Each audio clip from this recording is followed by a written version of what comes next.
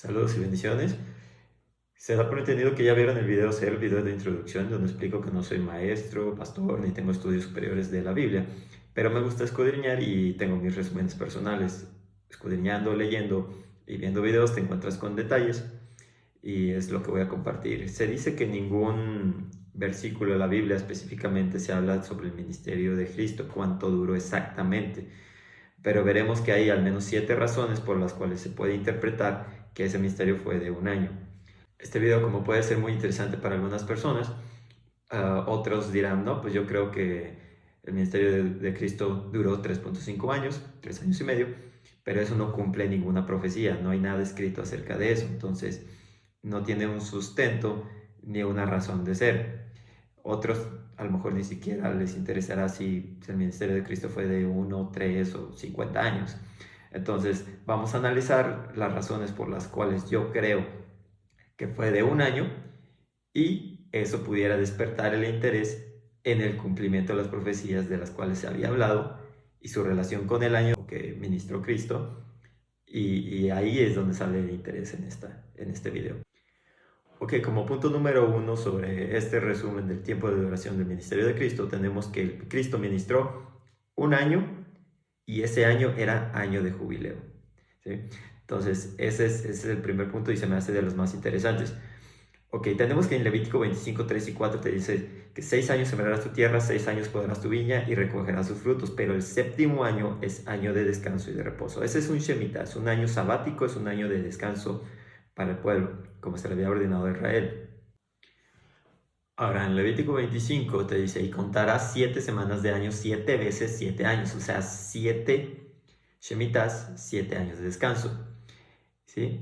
Vendrán a hacerte 49 años, 7 por 7. Y santificaréis el año 50, el año que sigue al séptimo Shemitah, que ocurre cada 7 años, ¿sí? Y pregonarás, ahí lo importante, libertad a los moradores, será año de jubileo, volveréis cada uno a vuestra posición y cada cual a su familia. Jubileo, volveréis cada uno a vuestra posición. Entonces, si el Shemitah, el año de descanso, era un año importante, un jubileo era mucho más importante. Levítico 25 te dice, y cuando tu hermano se vendiera a ti como criado, estará contigo hasta el año de jubileo, te servirá. Entonces será libre y volverá a su familia y a la posición. Todo se le restaurará. Levítico 25, si tu hermano se vendiera a un forastero, uno de sus hermanos lo rescatará. Ojo con eso, porque Cristo ha pagado una deuda que no era de él. Es el redentor, es el que redime a su hermano. Entonces, uno de sus hermanos lo rescatará. Hará la cuenta desde el año que se vendió hasta el año jubileo. Ya sea que te vendieras tú como esclavo o sirviente o vendieras una propiedad, el valor que se cobraba era en porcentaje a los años que faltaban al año de jubileo. No era lo mismo que el año de jubileo haya sido el año pasado y yo me venda, ¿sí? Me voy a vender más caro porque falta más tiempo para el año de jubileo, o ya sea un terreno, lo voy a vender más caro porque faltan 50 años para el año de jubileo para yo recuperarlo, a que el próximo año sea jubileo, pues no puedo exigir la misma cantidad. Entonces, el año de jubileo se respetaba y todos volvían a su posición, de modo que no había esclavos, no había mendigos, no había gente pobre. No podía haber porque todos recuperaban lo que les pertenecía. Y dice, cada 7 años harás remisión, dice en Deuteronomio 15. Y dice, y si se vendiera a ti tu hermano y se hubiera servido 6 años, al séptimo lo despedirás libre. Ok, esto en cuanto a ser libres tiene relación con Isaías 6.1. Hay una profecía que nos dice así, el Espíritu de Jehová el Señor está sobre mí. Ahí puede estar hablando Isaías, puede estar hablando alguien más. Dice, porque me ungió Jehová, me ha enviado a predicar buenas nuevas a los abatidos, a vendar a los quebrantados de corazón, a publicar libertad a los cautivos, a los esclavos a hacerlos libres, a los presos abertura de cárcel, el año de la buena voluntad de Jehová y el día de la venganza de nuestro Señor.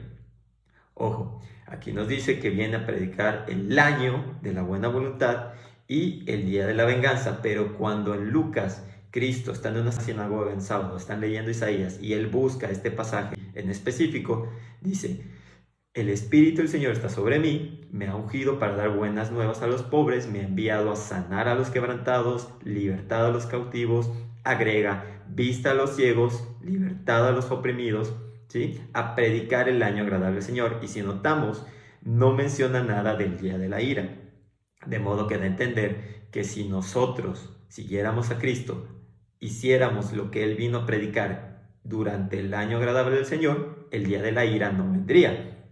Ya es cuestión de cada uno si sigue a Jesús y lo que predicó durante ese año o no. Dice, y todavía agrega en el versículo 21, hoy se ha cumplido ante ustedes esta profecía. ¿Sí? De modo que sabemos ahora que el que estaba hablando no era Isaías, sino era Cristo mismo hablando. Y cuando él lee ese pasaje y les dice, hoy se ha cumplido ante ustedes la profecía, está anunciando que ha llegado el año agradable del Señor. Y en el versículo, bueno, y en Isaías 63:4 tenemos una razón más por la cual que pudiera ser que Cristo omitió ese día de la ira, perdón. Dice, porque el día de la venganza está en mi corazón, dice Dios, y el año de mis redimidos ha llegado. De modo que la idea, ¿sí?, de ese día de venganza de Dios, de ese día de destrucción del mundo, está guardada esperando a que nosotros recapacitemos y sigamos a Cristo, ¿sí? Durante, o sea, digámoslo así, las enseñanzas que Él dio durante el año de la buena voluntad, ¿sí? Pero sigue en su corazón, está guardado ahí. Si nosotros no hacemos lo que debemos, ese día vendrá, pero no ha venido ese día. El que ha venido, el año de mis redimidos ha llegado. Entonces, he ahí porque Cristo también no lee esa parte. Ok, también tenemos en Mateo 11 y en Lucas 7 algo muy interesante. Cuando Juan el Bautista está en la cárcel, manda a sus discípulos a preguntarle a Jesús si era él el que había de venir, el Mesías, o esperábamos a alguien más. Entonces, voy a leerlo en Lucas, ya que es poquito más preciso. Nos dice que en esa misma hora, cuando los discípulos llegan a preguntarle a Jesús acerca de si él era el que había de venir, en esa misma hora sana a muchos, ¿sí?, de espíritus malos, plagas, a los ciegos les dio la vista, ¿sí?, lo que habíamos hablado que anexa cuando él lee el versículo de Isaías. Entonces, da a entender que les contesta, digámoslo así, con hechos, no con palabras. Y a su muy particular manera, le contesta con palabras, pero no directamente. Dice, haced saber a Juan prácticamente lo que acaban de ver. Han visto que los ciegos recuperan la vista, los sordos ya oyen, los cojos andan, los leprosos son limpiados, los sordos oyen, los muertos son resucitados y a los pobres es anunciado el evangelio. De modo que si le preguntáramos a un niño, oye, ¿vas a ir a la escuela hoy? Y él te responde, pues es domingo. ¿Te está respondiendo? Pues no, y a la vez sí. Si tú sabes que el domingo no hay clases, dices, rayos, pues sí es cierto, ¿por qué te pregunto si vas a la escuela si hoy es domingo? Entonces, sí te está contestando, pero no te está diciendo sí o no. Te está haciendo relación al contexto y en el contexto está la respuesta. Juan, siendo hijo del sacerdote Zacarías, quien ya aparentemente ya había muerto para ese entonces, ya lo habían asesinado, y habiendo sido el Elías que debía venir a pregonar antes de la llegada del Mesías, pues él sabía las tradiciones, él sabía las leyes, sabía que era posible, que ese era el año de jubileo. Entonces al momento que dice, ¿eres tú el que ha de venir? Pues hacerle saber a Juan, es año de jubileo, ¿tú qué crees? ¿Sí? Observen lo que hago y díganle a Juan lo que hago y él sabrá si soy yo o no. Le contesta sin contestarle en otras palabras.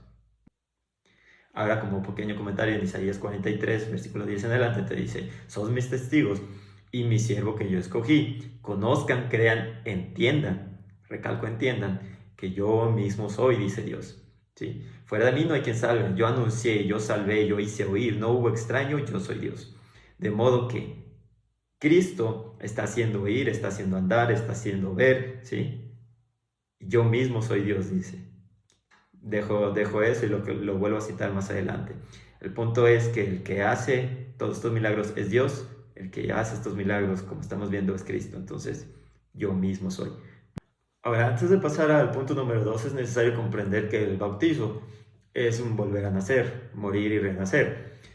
Esto nos va a servir para este punto y para otro punto más adelante. Entonces, es necesario comprenderlo desde ahora. Dice Juan 3 en adelante, el que no naciera de nuevo, le dice Cristo a Nicodemo, no puede ver el reino de Dios. Le pregunta a Nicodemo, ¿cómo puede un hombre siendo viejo volver a nacer, entrar por segunda vez al vientre de su madre y nacer?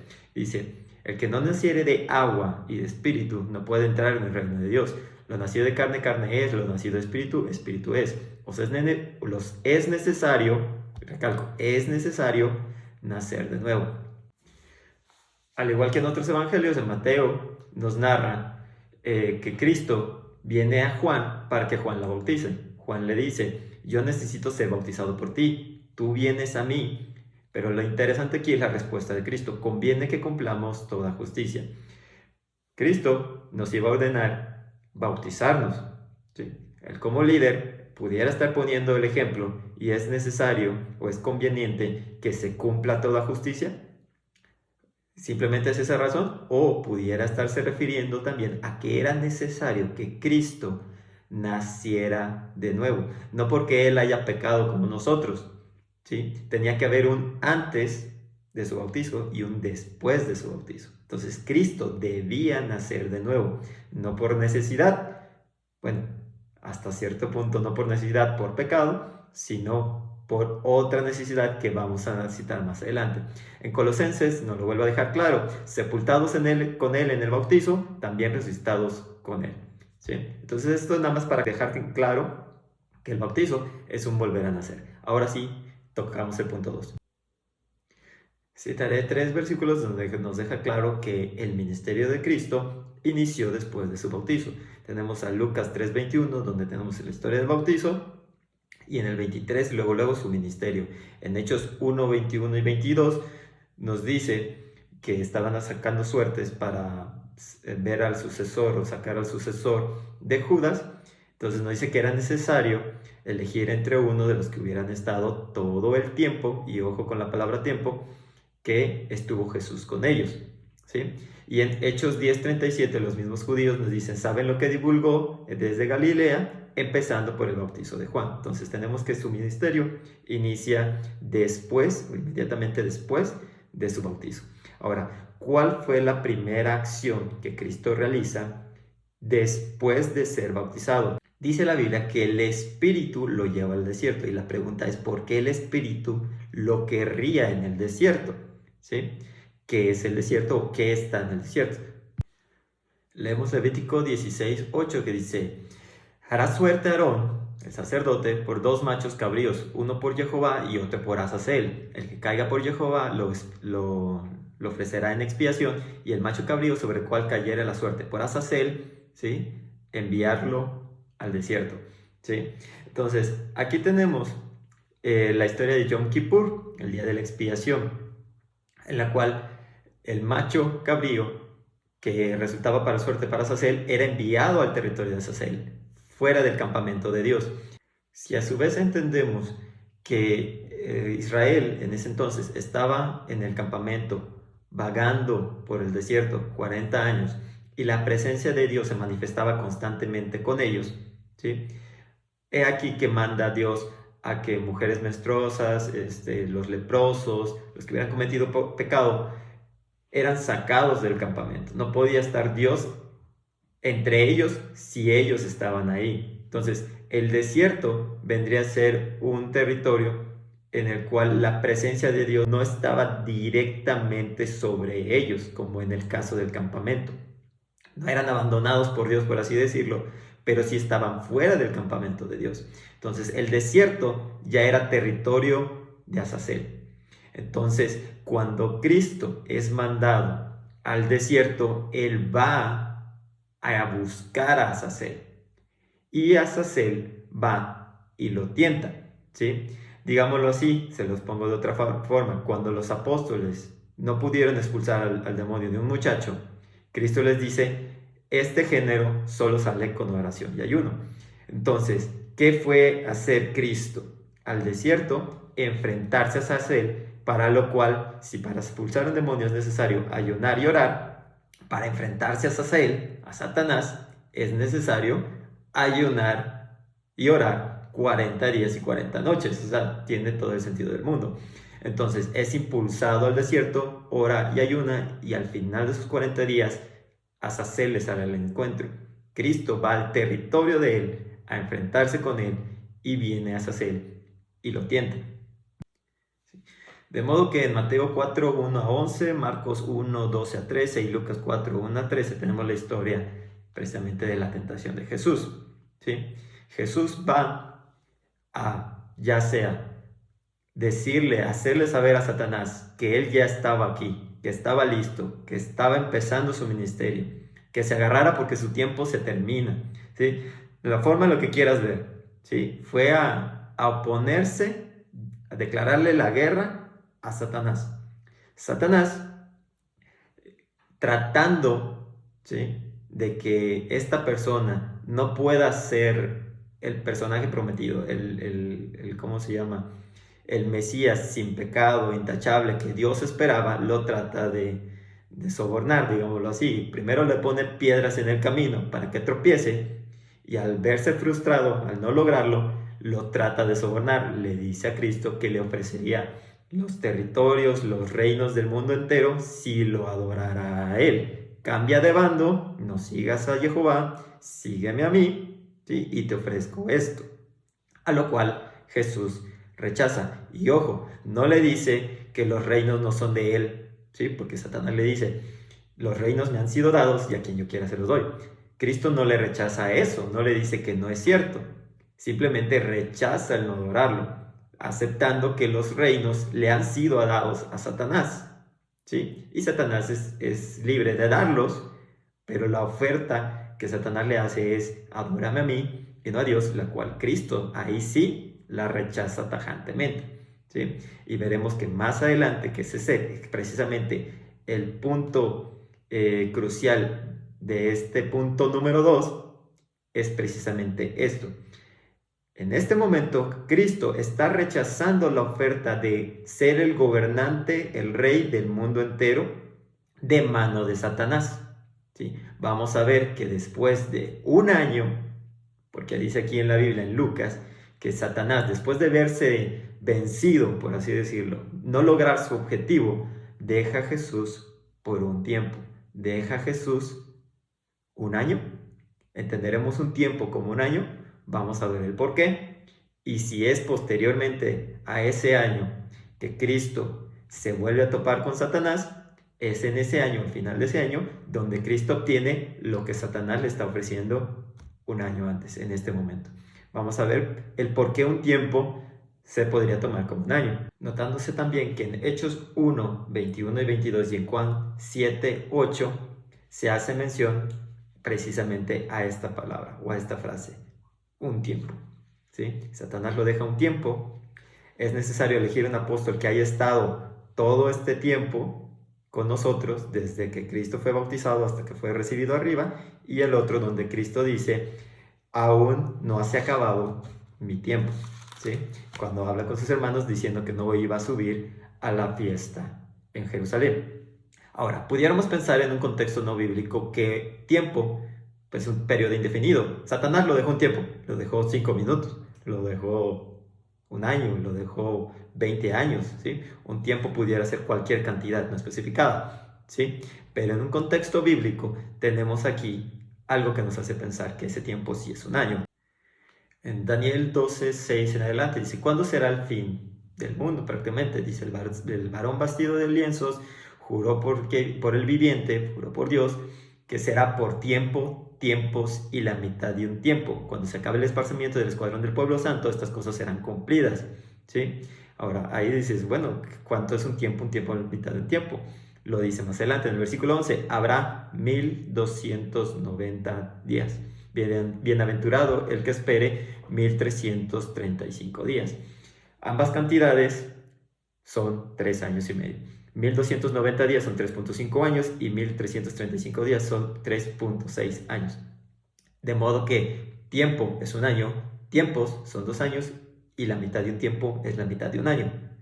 La suma da 3.5 años. Entonces, esa cantidad que Daniel nos está dando arriba, como tiempo, tiempos y la mitad del tiempo, es la misma que nos está dando abajo en el versículo 11, 3 años y medio. ¿Sí? En Apocalipsis 12, en adelante tenemos, 12:6, perdón, en adelante tenemos lo mismo, otro ejemplo. La mujer, que es Israel, fue al desierto y ahí la mantendrían 1260 días. ¿Sí? Se le dieron alas, dice en el versículo 14, para ser mantenida por un tiempo, tiempos y la mitad de un tiempo. Nuevamente, tiempo, si la mitad de un tiempo son 3 años y medio, de modo que un tiempo es un año. En todos los casos que se cita un tiempo, pudiera ser que sí, pudiera ser que no. El contexto entiendo que nos lo diría. La cuestión aquí es identificar si en estos 3 casos que estoy diciendo, donde se menciona tiempo, ¿sí? El caso de Satanás, el caso de los apóstoles y el caso en que Jesús no quiere subir a la fiesta porque no ha llegado su tiempo, no ha cumplido su año, ¿sí? Pues tendremos ahí esta situación que nos hace pensar que se están refiriendo en todos estos casos a un año. Ahora, retomando la frase importante que es la que nos da en Lucas 4:13, que es que Satanás dejó a Jesús por un tiempo, y ya entendiendo que un tiempo se refiere a un año, ese año cuando se cumplió. Podemos analizar los evangelios, buscar las menciones de Satanás y darnos cuenta de que cuando se menciona a Satanás, que es en varias ocasiones, no se menciona que él haga la acción directamente. Tenemos un ejemplo cuando Cristo dice, yo vi a Satanás caer como un rayo.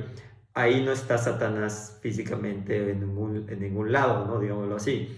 Él no está realizando ninguna acción directa, ¿sí? Solo Cristo lo está mencionando.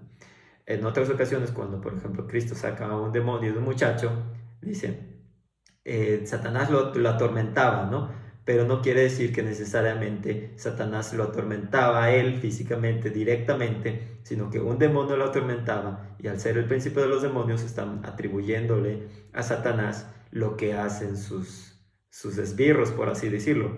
Entonces no es necesariamente él directamente el que realiza la acción. Las únicas en las que él está actuando directamente con Jesús, interactuando con él, es en la tentación y cuando Satanás entra en Judas para irlo a entregar. Entonces, el enfrentamiento de Jesús con Satanás cara a cara se da en el desierto y se da cuando Judas lo entrega, ¿sí? Cuando es el momento de su muerte. Y si tuvimos el versículo en donde decía que Satanás lo dejó un tiempo, ese tiempo se cumplió desde el momento que fue bautizado, fue llevado al desierto y Satanás lo tienta, lo deja un año y ese año se cumple cuando Cristo es entregado y crucificado. Entonces, ese fue el tiempo que menciona que Satanás lo dejaría, el tiempo que estuvo predicando desde su bautizo hasta que fue llevado arriba y el tiempo que debía cumplirse que le dice a sus hermanos. Entonces, en los 3 casos cuadra el hecho de que pues es un año y es el tiempo que duró el ministerio de Jesús. Un tiempo ahora ya especificado. Ahora continuando, tenemos en Mateo 26, 55, 56, en Marcos 14, 49 y en Lucas 22, 52, 56, cuando van a prender a Jesús, ¿sí? Él mismo les dice, si cada día me sentaba con vosotros en el templo enseñando y nunca me aprendieron, o sea, me pudieron haber aprendido en cualquier momento, llámese que haya estado él predicando 3 años y medio o un año, en cualquier momento pudieran haber ido por él y lo hubieran agarrado, pero esto sucede para que se cumplan las escrituras, y dice que los discípulos se fueron. Esto ya estaba predicho por Cristo. Cristo les dice, heriré al pastor, ¿sí? Y las ovejas oirán, citando Zacarías 13:7. ¿Sí? Sin embargo, aquí estamos hablando que se estaría cumpliendo eso que Jesús predijo, que lo dejarían solo, que todos abandonarían al momento que fueran por él, ¿sí? Pero también se está cumpliendo lo que nos dice Lucas. Lucas nuevamente nos da una frase importante, que es que esta es vuestra hora, su momento ha llegado, la potestad de las tinieblas. El momento en que Satanás creyó haber vencido ha llegado. Ha pasado un año, ha pasado un tiempo, ha llegado tu hora de que tú ganes, entre comillas. Lo que no sabía Satanás es que al momento de matar a Cristo, realmente lo que estaba haciendo era perder, ¿sí?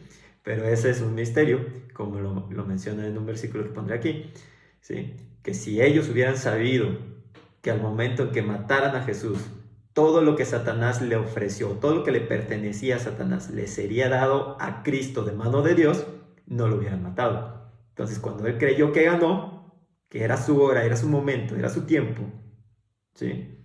Realmente perdió, ¿sí? Cristo cumplió lo que Dios le ordenó, dar su vida por nosotros, y al dar su vida por nosotros, nos redimió, nos compró la libertad con su sangre, ¿sí? Y todo lo que Satanás le ofrecía, ahora es él. Ya Satanás perdió, ya Satanás ya no tiene ofrecimiento que hacerle a Jesús. Él ganó.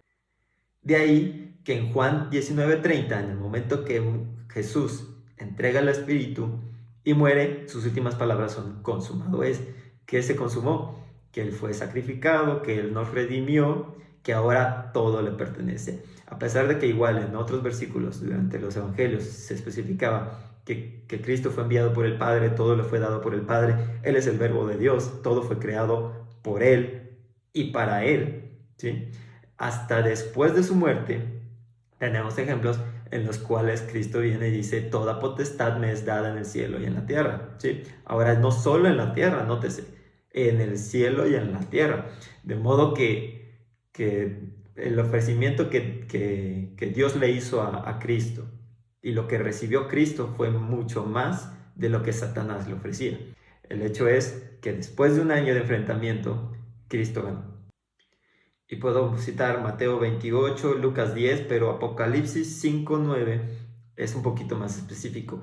Le dicen al Cordero que está en el cielo, que es Cristo, y eso lo veremos igual más adelante: digno eres, porque fuiste inmolado y nos has redimido para Dios con tu sangre de todo linaje, lengua, pueblo y nación. ¿Sí? Eres digno porque fuiste inmolado. Antes de haber sido crucificado, Él tenía esa promesa. Él había quedado con Dios el hacerlo, pero no lo había hecho.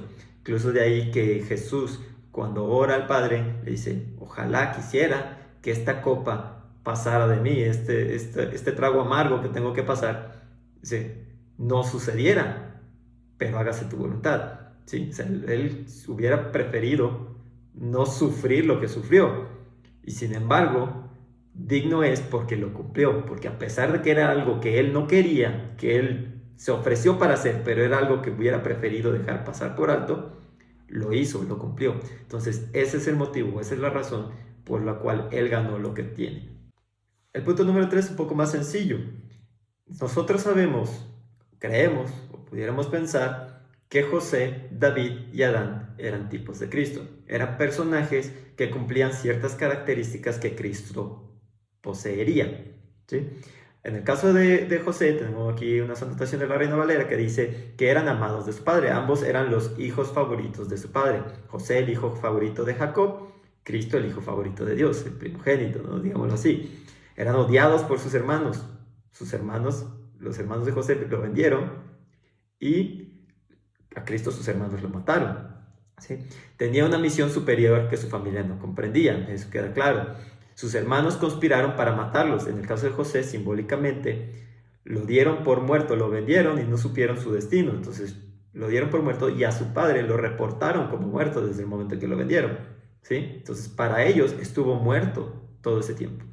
Y en el caso de Jesús, pues murió en la vida real, dice. Llegaron a ser bendición a los gentiles. En el caso de José, no solo fue bendición para todo el mundo en ese entonces, sino que se casó con una esposa gentil. Cristo se casaría con la iglesia conformada por judíos, gentiles y todos. Entonces, José reconcilió a sus hermanos consigo y los exaltó. Jesús nos ha hecho reyes y sacerdotes para Dios. O sea, no solo nos ha perdonado, sino que nos ha exaltado. Entonces, son similitudes que nos hacen pensar que José, al menos, es un tipo.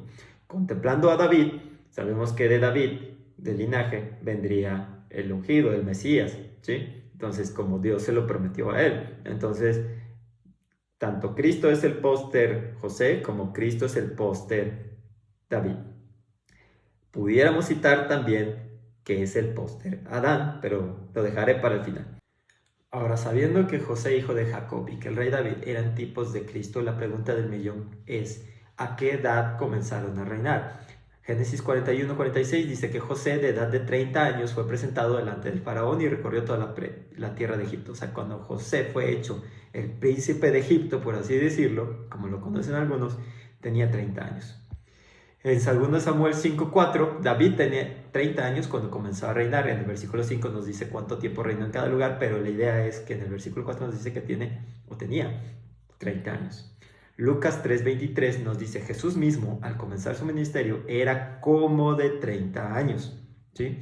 Michael Rood ahí hace una anotación y olvidé tomar nota de la palabra, que esa palabra que se utiliza como de 30 años, ¿sí? Que en español es una frase, pero en griego es una palabra, ¿sí? Es más de 27, ¿sí? Es muy específica, más de 27 sin llegar a 30. Entonces, en un rango de 27 a 30 años.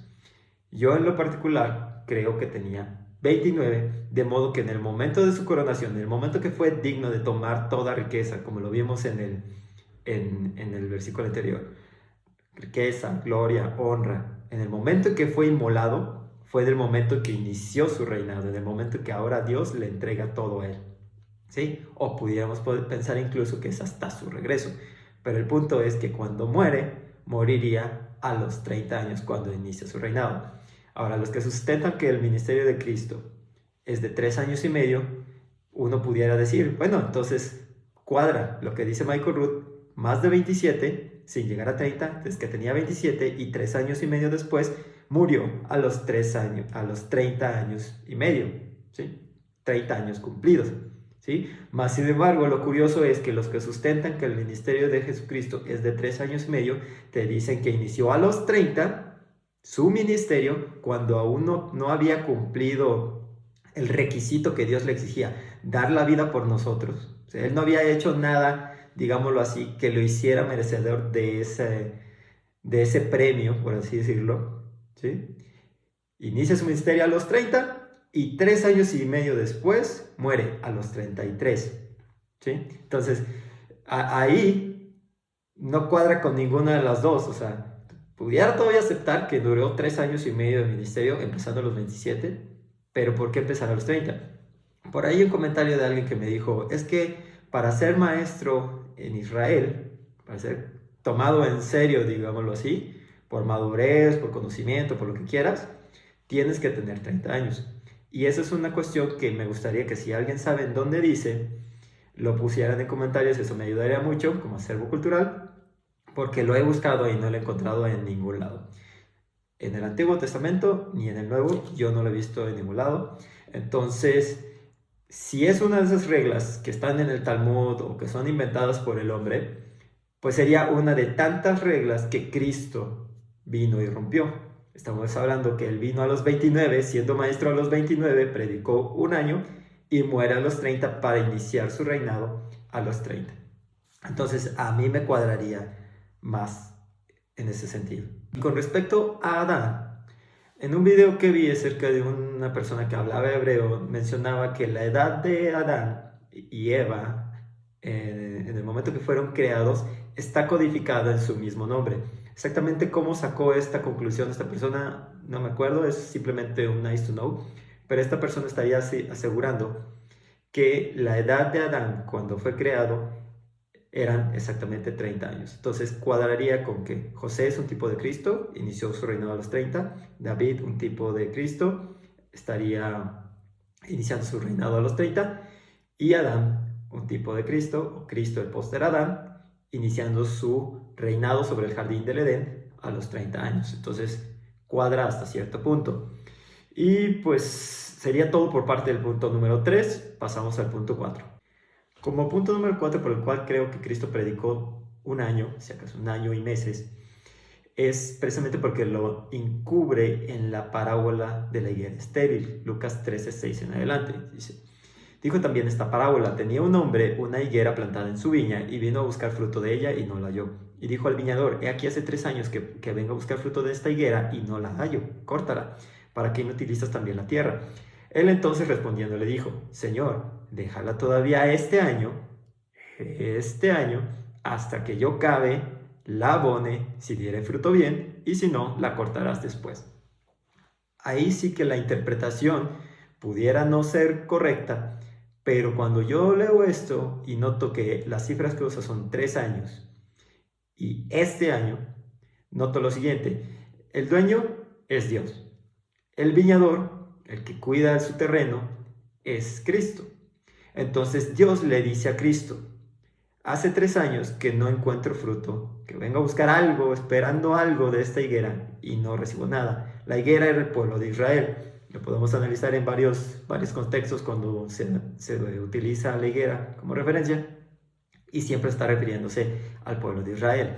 Entonces, sabiendo que el pueblo de Israel es la higuera, es Dios buscando algún fruto, digámoslo así, resultados de todo lo que ha trabajado con ellos durante 3 años. Esos 3 años de la higuera vendrían a ser 3000 años de la existencia de Israel, desde el momento en que nació Jacob siendo el patriarca Jacob, Israel mismo, de donde desciende la nación de Israel, toda su descendencia, hasta el momento en que se está hablando esa parábola, ¿sí? Si nosotros tenemos en Salmos 90:10 que una generación es de 70 y en los más robustos dice 80 años, un promedio de años serían 75 años de edad promedio es una generación. Y en Mateo 1, versículo 17, nos dice que hubo 14 generaciones desde Abraham hasta David, 14 generaciones desde David hasta la deportación a Babilonia y 14 generaciones desde la deportación a Babilonia hasta el Mesías. Yo no quiero saber desde Abraham, porque desde Abraham inicia en el versículo 17. Quiero saber desde Jacob, su nieto. Por tanto, retiro a Abraham y retiro a Isaac, su hijo, el padre de Jacob, Israel. Entonces, quitando 2 generaciones, nos dice que 3 veces 14 son 42, menos 2, 40. 40 generaciones. Puedo sacarlo también con mi árbol genealógico, el cual ya lo he compartido en los resúmenes del Renuevo y todos los primeros videos que yo subí. Aquí comparto algunas imágenes. Pero Mateo es más rápido. 14, 14, 14. 42 generaciones, pero desde Abraham. Quitamos 2, quitamos a Abraham, quitamos a Isaac y tenemos que desde Jacob, Israel, hasta el Mesías serían 40 generaciones. Por 75 años, que equivale en promedio cada generación, nos da exactamente 3000 años. Entonces, cuando Dios está diciendo, he estado esperando fruto de esta higuera, he estado esperando resultados de Israel 3 años, realmente estamos trabajando con él, con la higuera, con el pueblo de Israel, 3000 años. Hasta que el momento que cuando le dice, córtalos, les dice Cristo, un momento, Señor, espérame tantito, yo lo voy a abonar, voy a predicarles 1 año, y si corrigen bien, si no, los destruyes después. Entonces, esa es la interpretación que yo le doy, y hasta el momento que yo estaba haciendo este video, ahora sí que afirmando puntos para el resumen, yo no había hecho la cuenta de las generaciones, simplemente tenía en la mente esta teoría de que esos 3 años pudieran referirse a 3000 años, ¿sí? Cuando saco la cuenta y me cuadran exactamente 40 por 75, 3000, no me quedó duda. Realmente 3 años trabajando con la higuera son 3000 años trabajando con el pueblo de Israel, y cuando se habla de 1 año que Cristo, el viñador, habría de trabajar con ellos, abonarlos, es 1 año en específico. Alguien pudiera decir, oye, ¿y por qué 3 años son 3000 años y 1 año no son 3000 años? Entiendo que para efectos de la parábola tenían que poner una referencia o datos coherentes. No pudiera venir el viñador o el dueño de la viña y decir, he estado esperando frutos de esta higuera 3000 años. No sería coherente para una planta esperar tanto tiempo, para empezar, para que viva tanto tiempo, y después para esperar fruto de ellas. En el primer año tú dirías, oye, no me dio nada, en el segundo no dio nada, y en el tercero, oye, ¿sí? Pues ya basta, ¿no? Entonces no es coherente de decir que alguien espera 3000 años por fruto, ¿sí? Entonces simplemente es eso. La coherencia en el relato se vería afectada, por eso se encubre el dato de 3000 años con 3 años, ¿sí? Ya, si no se utilizara de esa forma encubierta, pues ya no sería una parábola, sería mejor decir directamente, Cristo, miren, ¿saben qué? Fui enviado para predicarles este año, porque llevan 3000 años de conocer de Dios, siendo descendencia de Israel, y no se ha visto fruto de ustedes, no se ha visto avance, los van a destruir, háganme caso. Entonces, ya mejor decirlo así y no dar una parábola. Pero bueno, ok, pasamos al punto número 5. ¿Quién cree, piensa que Cristo es el Cordero de Dios? muchos van a levantar la mano, es decir, pues yo, ¿no? ¿Por qué? Una de las razones muy directas es porque le dice en Juan 1, 29 y 36, ¿sí? Ambos versículos nos narran que 2 veces Juan el Bautista mencionó que he aquí el Cristo, el Cordero de Dios, ¿sí? Entonces, pues por esta simple razón pudiéramos decir, bueno, sabemos que Cristo es el Cordero de Dios. La cuestión aquí es, ¿qué características o qué se desenvuelve alrededor de esa declaración? No es simplemente, Cristo es el Cordero y se acabó. ¿Qué tiene que ser Él para ser considerado el Cordero? ¿Qué acciones, qué características debe de cumplir para ser considerado el Cordero? No es simplemente el morir por nosotros sacrificado como el Cordero, sino que ese sacrificio debía cumplir ciertas características. Y si bien en el Antiguo Testamento nunca se sacrificó a una persona, ¿sí? Siempre se sacrificaban animales, los animales eran tipos de Cristo, eran un recordatorio de que debíamos una pena de muerte, ¿sí? Debía morir alguien por nuestro pecado, ¿sí? Y hasta que viniera ese alguien, se sacrificaba en las fiestas cada día, cada sábado, cada inicio de mes, cada luna nueva, etc, etc, etc. Se sacrificaba un animal como recordatorio de que estamos pendientes de esa deuda hasta que alguien venga y la pague por nosotros y que ese alguien estaba prometido que habría de venir. Entonces no se sacrificaba a una persona, pero estábamos pendientes de que esa persona llegara. Ahora también voy a citar 3 versículos en los cuales en el Antiguo Testamento se hacía alusión a esa cobertura del pecado por medio de la muerte de alguien más. En Génesis 3, 7 a 21 tenemos que cuando Adán y Eva pecan, comiendo el fruto del conocimiento del bien y el mal, se cubrieron con hojas de higuera, se hicieron delantales, pero Dios no permitió hasta cierto punto que continuaran con esa cobertura. Él les dio la cobertura. Dios hizo al hombre y a su mujer túnicas de piel y los vistió. Esto quiere decir que Dios mató a un animal, que en este caso da a entender que era un cordero, y con su piel los cubrió. Hubo una muerte a cambio del deudor, Adán y Eva. Los deudores no murieron en ese momento, morirían más adelante por su pecado, pero en ese momento en específico murió un cordero y con su sangre o con su piel fueron cubiertos. Ahora, Génesis 4:4 nos cuenta la historia de que Abel trajo los primogénitos de sus ovejas, ya que él era pastor, ¿sí? Él ofreció como ofrenda por su deuda, una deuda de muerte, ofreció a un cordero, y Caín trajo igual de los primogénitos, pero de su cosecha. Él era agricultor. Entonces, nuevamente, Dios no toma la ofrenda, digámoslo así, vegetal, sino que toma la ofrenda animal, ¿sí? La deuda de sangre que nosotros teníamos representada en la oveja que ofreció Abel. Como un tercer ejemplo, tenemos en Génesis 22, 1 a 18, la historia cuando Dios le manda a Abraham a hacer un sacrificio, un holocausto. Entonces, le pide a su hijo Isaac. Abraham lo toma, se lleva gente consigo, suben a un monte, y cuando Isaac le hace la pregunta obvia a Abraham, sabiendo que iban a sacrificar a un animal en el monte, le dice, ¿dónde está el animal que van a sacrificar? Entonces dice que Abraham le contesta, Dios proveerá cordero para su sacrificio. O sea, digámoslo así, que Dios mismo proveerá lo que habrá de sacrificarse. ¿Cómo? Lo puedes ver como una forma en la que Abraham estaba tratando de engañar a Isaac, porque si le hubiera dicho te voy a matar a ti, pues no hubiera subido, ¿no? Entonces dice, no te preocupes, Dios proveerá. Nos puede hablar un poquito de exactamente la fe, la esperanza, que en base a la promesa que Dios le había hecho a Abraham, de que de su simiente vendría descendencia incontable. Entonces dice, pues no voy a matar a mi hijo si me ha prometido que de mi hijo vendrá una descendencia incontable. Entonces él estaba esperando que Dios realmente mandara a alguien que muriera a cambio de su hijo.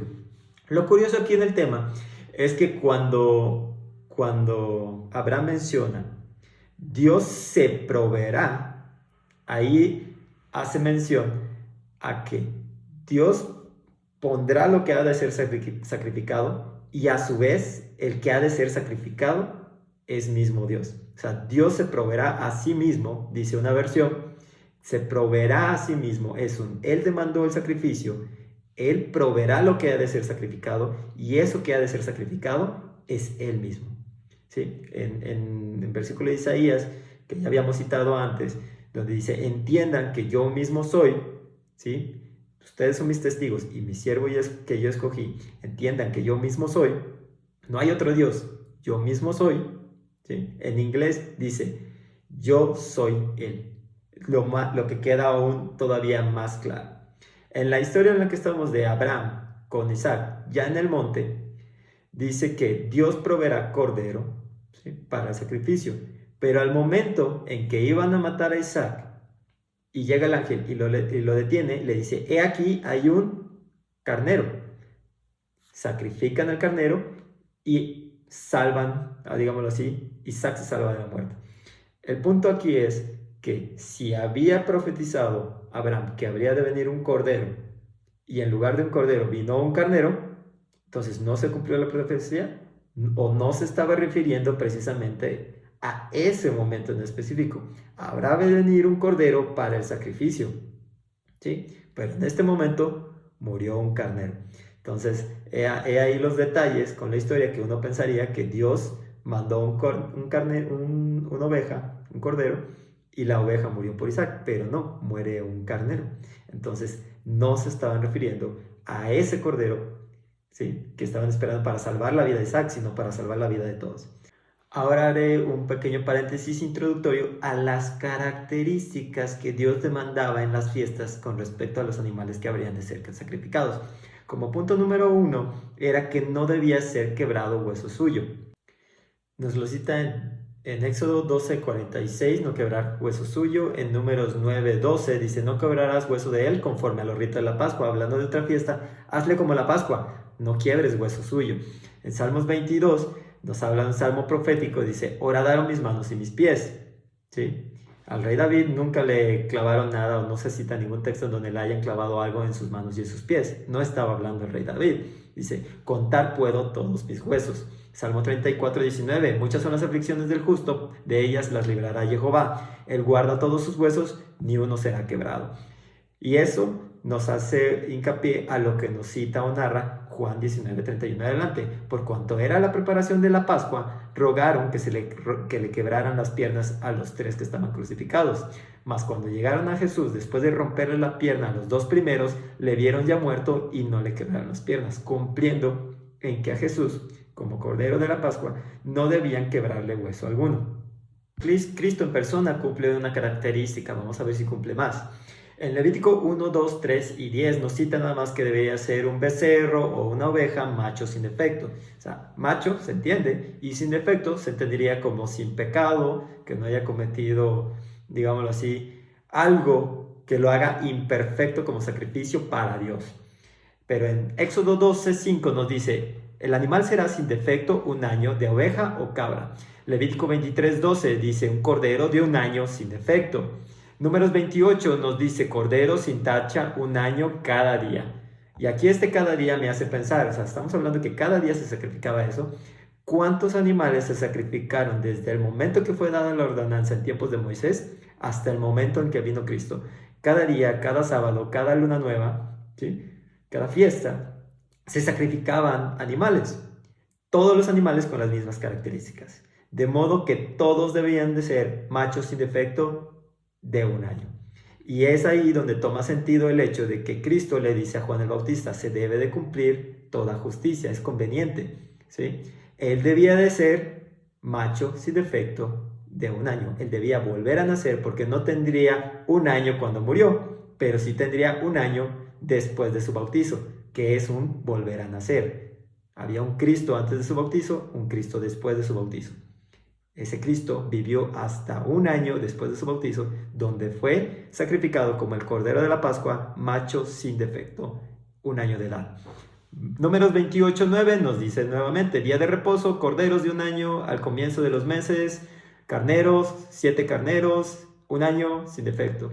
Darle la vuelta a lo mismo, 2 becerros, un carnero, 7 corderos, un año sin defecto. Números 28, 2 becerros de la vacada, un carnero, 7 corderos, un año sin defecto. Ahora, en Miqueas, sabiendo las tradiciones y sabiendo las ordenanzas que se le había dado a Moisés, en Miqueas 6:6 en adelante nos dice, con respecto a las transgresiones del pueblo de Israel, ¿cómo yo puedo hacer para reconciliarnos con Dios? ¿Sí? ¿Me presentaré ante Él con holocaustos? ¿Con becerros de un año? ¿Sí? O sea, como que, ¿es eso lo que te agrada? ¿Sí? Todo lo que nos ordenaste, ¿serán suficiente eso para yo reconciliarme contigo? Dice, ay hombre, Él ha declarado lo que es bueno y qué pide Jehová de ti: hacer justicia, amar, hacer misericordia, humillarte ante Dios. En otro versículo en Jeremías 7, 22 a 24, que no habla de las características del Cordero, pero habla precisamente de esto. Esos sacrificios eran recordatorios. Dios nos dice en Jeremías, yo nunca les pedí eso, yo les pedí que me siguieran, en pocas palabras. Pero ustedes no me obedecieron, simplemente cumplían las fiestas sin entender la profundidad o entender el por qué lo hacían.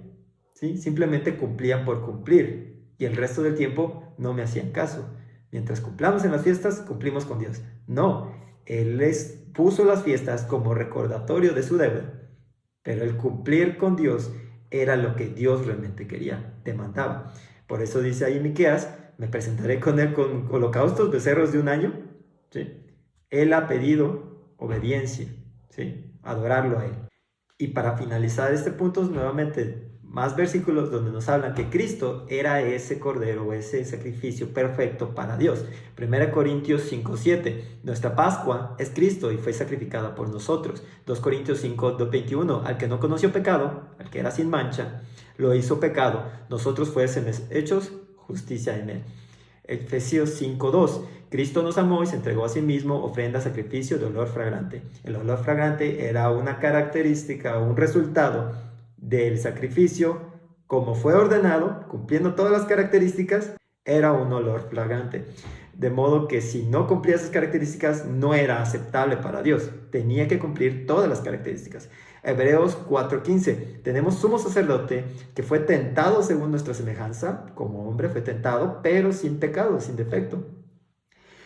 Hebreos 7:26, sumo sacerdote santo, inocente, sin mancha, apartado de los pecadores. Hebreos 9:14, Cristo se ofreció a sí mismo sin mancha a Dios, perfectos, sin defecto. 1 Pedro 1:18, rescatados de vuestra vana manera de vivir con la sangre preciosa de Cristo, cordero sin mancha y sin contaminación. 1 Juan 3:5, apareció para quitar nuestros pecados y no hay pecado en él. Hebreos 9:24, no entró Cristo en un santuario hecho de mano, figura del verdadero, sino que en el cielo mismo para presentarse ahora por nosotros ante Dios. El templo, ¿sí? El santuario, era una copia que le fue dada a Moisés conforme al que estaba en el cielo. ¿Sí? Era una figura del verdadero, como dice ahí.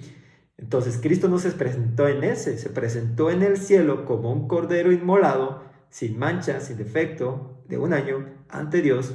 ¿Sí? Y es la escena que nos narra Apocalipsis 5:6. Y vi aquí en medio del trono un cordero inmolado. Y en el versículo 9 en adelante nos dice que cantaban diciendo, digno eres porque tú fuiste inmolado, con tu sangre nos ha redimido para Dios de todo linaje, lengua y pueblo y nación. El cordero inmolado es digno de tomar el poder, la riqueza, la sabiduría, la fortaleza, la honra, la gloria, la alabanza, y todo lo creado en el cielo y sobre la tierra y debajo de la tierra, en el mar y a todas las cosas que en ellas hay. Al que está sentado en el trono y al cordero sea la alabanza, la honra, la gloria, el poder por los siglos de los siglos.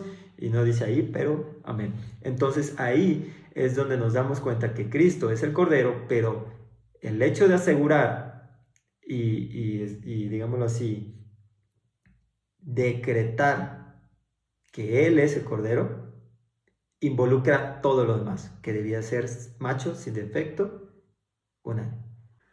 Ok, los dos últimos puntos son los más controversiales, de ahí que los dejé al final.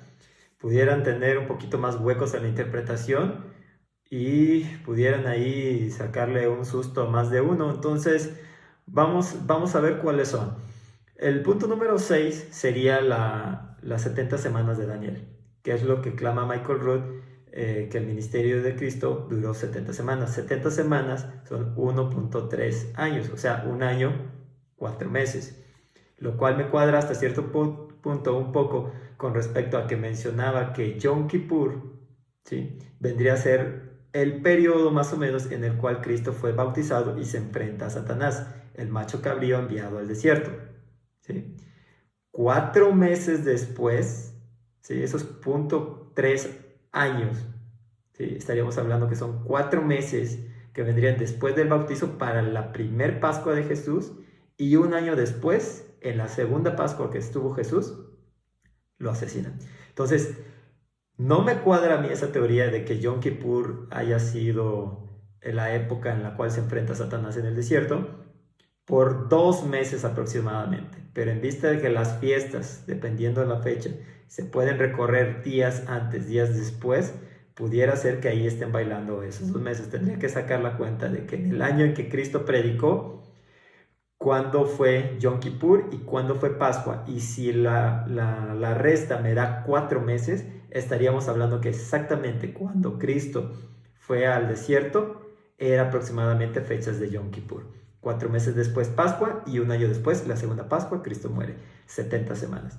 Pero bueno, vamos a analizar qué nos dice Daniel con respecto a esta profecía, y vamos a analizar qué interpretaciones hay. Me he topado con una interpretación que incluso me pusieron en comentarios una vez, que 70 semanas eran 70 jubileos. 70 por 50 nos da 3.500 años. Estaríamos hablando que, según esta persona y su interpretación, desde la época de Daniel, que es más o menos 500 antes de Cristo, más 3.500 años, estaríamos hablando en el 3.000 después de Cristo. Si le anexamos a la historia de la humanidad el año más bien el milenio, los 1000 años que Cristo reinaría aquí, o que ha de reinar aquí, pues realmente sí me darían 3.500 años. Estaríamos hablando que de la época de Daniel, 3.500 años después, estaríamos hablando del año 3000 de nosotros, termina el milenio y se cumple ese periodo. La verdad, como fue un comentario de YouTube, ya no pude ver o contactar a esta persona como para que me siguiera explicando un poquito más de esa teoría. Pero con respecto a la que conocemos, que son posiblemente 70 semanas de días y 70 semanas de años, vamos a ver. Daniel 9:24 en adelante dice así: 70 semanas están determinadas sobre tu pueblo y sobre tu santa ciudad para terminar la prevaricación, poner fin al pecado, expiar la iniquidad, traer la justicia perdurable, sellar la visión y la profecía y ungir al santo de los santos. Si lo tomamos textual realmente ahí, ¿en cuánto tiempo debía de pasar esto? ¿En cuánto tiempo habrían de ungir al Mesías? ¿En cuánto tiempo habría de terminar el pecado? Todo eso, 70 semanas. Y no puedes decir, bueno, nosotros seguimos pecando hasta hoy, o sea, entonces, ¿dónde está el fin del pecado? Bueno, 70 semanas para el perdón de los pecados, ¿no? Pero el punto es, si tomamos textual este versículo, estaríamos hablando que todo se debería de cumplir en 70 semanas. Y sin una explicación previa de que esas 70 semanas pueden ser 70 semanas de años, entonces estaríamos leyendo que en 70 semanas se debería de cumplir todo. En un año, 4 meses, listo, se acabó. Ahora, como seguimos leyendo y tenemos aquí, también vamos a explicar un poquito de dónde sacamos que esas 70 semanas pueden ser 70 semanas de años, vamos a ver qué nos dice qué habría de pasar en esas 70 semanas. Sabe pues y entiende que desde la salida de la orden para restaurar y edificar Jerusalén hasta el Mesías príncipe habrá 7 semanas y 62 semanas. Se volverá a edificar la plaza, el muro y en tiempos angustiosos. Después de la semana 62 se quitará la vida al Mesías, y por otra semana, ¿sí?, se confirmará el pacto con muchos. A la mitad de la semana se hará cesar el sacrificio y la ofrenda, y después de la muchedumbre de las abominaciones vendrá el desolador, hasta que venga la consumación y lo que está determinado se derrame sobre el desolador. En Números 14:33 dice: vuestros hijos andarán pastoreando en el desierto 40 años. ¿Sí? Ellos llevarán vuestras rebeldías hasta que vuestros cuerpos sean consumidos en el desierto. Conforme al número de los días de los 40 días que reconociste la tierra, llevaréis 40 años, un año por cada día será mi castigo. Entonces Dios castigó al pueblo de Israel vagando 40 años en el desierto, un año por cada día que reconocieron el territorio, que al final dijeron no podemos tomarlo porque hay gigantes en ellos. Entonces temieron más a los gigantes que lo que creyeron a Dios, ¿no? En Ezequiel 4:4 en adelante le dice Dios a Ezequiel: y tú te acostarás sobre tu lado izquierdo y pondrás sobre él la maldad de la casa de Israel. El número de los días que duermas sobre él llevará sobre ti la maldad de ellos. Yo te he dado los años de su maldad por el número de los días. Nuevamente, está tomando día por año, año por día. 390 días, y así llevarás tú la maldad de la casa de Israel. Cumplidos estos, te costará sobre tu lado derecho segunda vez, y llevarás la maldad de la casa de Judá 40 días, día por año te lo he dado. Entonces, si tenemos que son 390 días más 40 días extras, son 430 años. ¿Por qué dice que los días de su maldad los ha pasado años, o de los años ha pasado días? Aquí tenemos que esos 430 años habían sido los años que habitaron en Egipto, perdón, el pueblo de Israel habitó Egipto 430 años, como dice Éxodo 12:40, ¿sí? Y pasados los 430 años salieron de Egipto. Gálatas 3:17 nos dice que la ley vino 430 años después. ¿Sí? Entonces, esos son los 390 días que Ezequiel se acostó de un lado y los 40 días que Ezequiel se acostó del otro. Los años de la rebelión de Israel, el tiempo que estuvieron en Egipto y vagando por el desierto. Ahora seguimos leyendo un poco la profecía de Daniel a partir del versículo 25 y vemos que puede asimilarse con periodo de años en base a los acontecimientos que sucedieron y en las fechas en que sucedieron en la vida real. Dice, sabe pues quien tiene que desde la salida de la orden para restaurar y edificar a Jerusalén hasta el Mesías príncipe, 7 semanas y 62 semanas. Se volverá a edificar la plaza y el muro en tiempos angustiosos. Después de las 62 semanas se quitará la vida al Mesías, mas no por sí, por el pueblo de un príncipe que ha de venir y destruir la ciudad. Por otra semana se confirmará el pacto con muchos, y a la mitad de la semana se hará cesar el sacrificio, y después de la muchedumbre de abominaciones vendrá el desolador, y lo que está determinado se derrame sobre el desolador. Entonces tenemos que nos dan datos interesantes como desde la orden para restaurar Jerusalén, ellos estaban en el exilio en Babilonia, iban a estar ahí por 70 años. Entonces desde la orden que les dijeran, ya pasaron los 70 años, pueden regresar a su tierra, ¿sí? Y esa orden fue dada, como nos dice 2 Crónicos 36, 22 y 23 y Esdras 1, 1 y 2, por el rey Ciro de Persia. ¿Sí? Entonces, más o menos en las épocas o en las fechas en las que Ciro el persa dio la orden en el año 1 de su reinado de restaurar la ciudad de Jerusalén y construirle un templo a Dios, más 69 veces 7 años, es la época en la cual debía venir Cristo, porque como dice ahí, de la orden para restaurar Jerusalén hasta el Mesías serían 7 semanas y 62 semanas. 7 semanas son 49 años, 7 por 7, y 62 semanas son 434 años, más los otros 49 años, te da el periodo de tiempo que habría de llegar, o habría de pasar desde Ciro persa, que dio la orden para restaurar la ciudad, hasta Cristo. Y es lo que clama Michael Rood, que efectivamente cumplió Cristo al venir en el año exacto en el que debía de venir. ¿Sí? Entonces ahí tenemos un cumplimiento de la profecía en semanas de años, ¿correcto?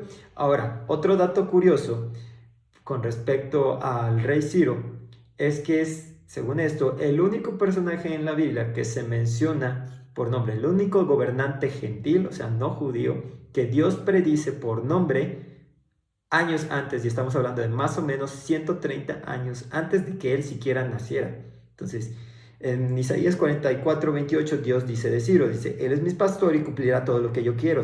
Jerusalén será edificada y el templo será formado. ¿Sí? Entonces es la única mención en la cual Dios habla de Ciro, el cual no existía en ese momento, y posteriormente el que cumple esa profecía de mandar el decreto para reedificar la ciudad, la cumple Ciro, el rey de Persia. Entonces, en Esdras 7, 6 a 9, nos da otro dato también peculiar. Esdras subió a Jerusalén en el 7º año del rey Artajerjes, otro rey persa, ¿sí? Entonces, ahí tenemos dos datos. ¿Cuándo se dio el decreto? Y cuándo el pueblo de Israel se dirigió a Jerusalén a edificar la ciudad, cumpliendo el decreto en mandato de otro rey, del mismo imperio persa, pero otro rey. Y retomando el inicio del versículo de Daniel 9:25, dice, desde la salida de la orden de restaurar y edificar Jerusalén hasta el Mesías príncipe, 7 semanas y 62 semanas, y se volverá a edificar la plaza. Pudiera entenderse por la redacción que la plaza se reedificaría después de la semana 62, pero como dice el 26, después de la semana 62, que realmente la semana 69, ¿sí? Después de que hayan pasado las primeras 7 semanas, 49 años, y las siguientes 62 semanas, 434 años después, o sea, un total de 483 años. Después de ese periodo, ahí es donde se quitaría la vida al Mesías, ¿sí? Pero con respecto a que la redacción puede estar un poquito ahí confusa, en Juan 2:20, cuando Cristo dice, este edificio, hablando del templo, será derribado y en 3 días yo levantaré otro, ¿sí?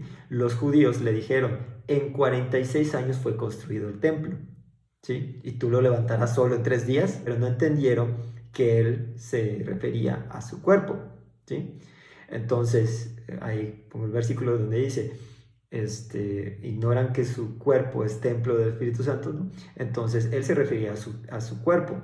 Pero ellos aquí están acreditando el dato histórico de que tardaron 46 años en reconstruir el templo, cuando estaba profetizado 500 años antes, que sería ¿cómo se llama? En 7 semanas, en 49.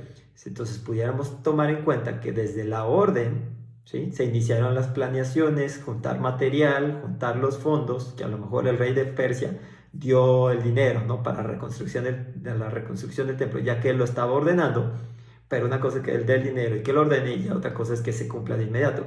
Entonces, a lo mejor aquí los judíos estaban haciendo hincapié a 46 años de construcción netamente desde que pusieron la primera piedra hasta que terminaron. 46 años, que quieras o no, es muy aproximado a los 49 años que estaban profetizados. Entonces aquí tenemos el cumplimiento de la primera parte de la profecía en 46 años, 49 años, según 7 veces 7, más la fecha en que Cristo muere, ¿sí? Que sería 483 años después de la fecha en la que el rey Ciro, durante el primer año de su reinado, dio la orden de reedificar Jerusalén.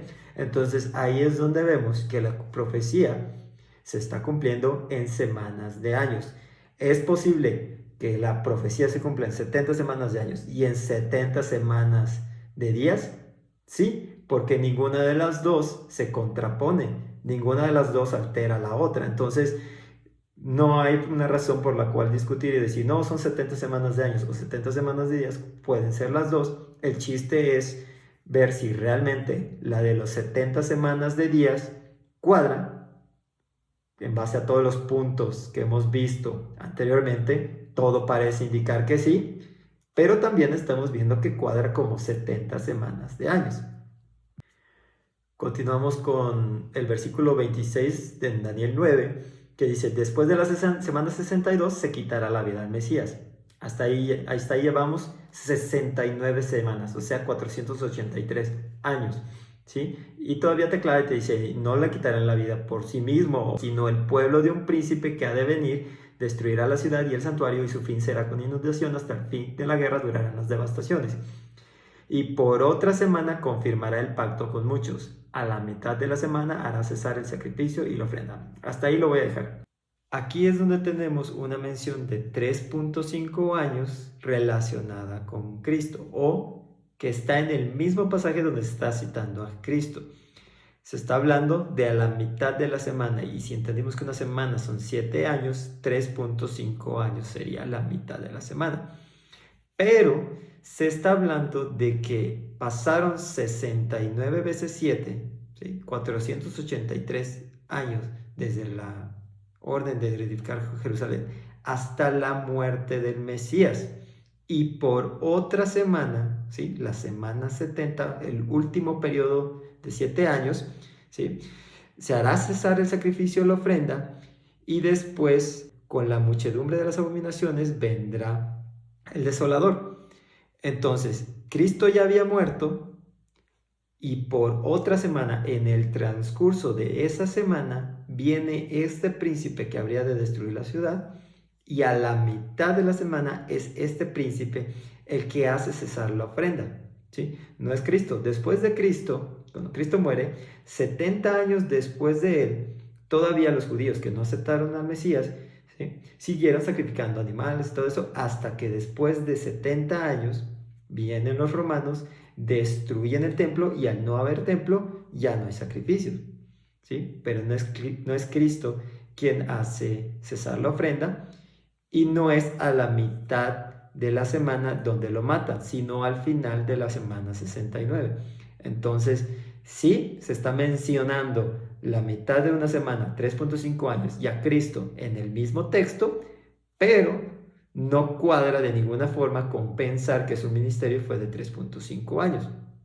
Pudiera ser que dure 3.5 años y al final de esos 3.5 años coincidan con la semana 69.